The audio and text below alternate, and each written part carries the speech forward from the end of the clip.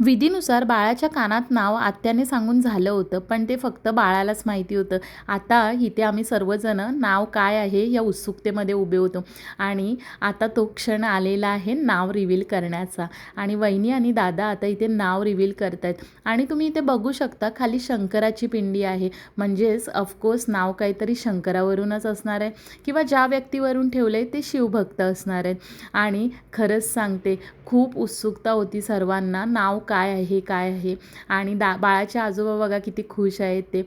आणि आता तो क्षण, त्या क्षणाची आतुरता संपलेली आहे आणि नाव आहे शंभूराज. मला तर हे नाव खूप खूप खूप आवडलं.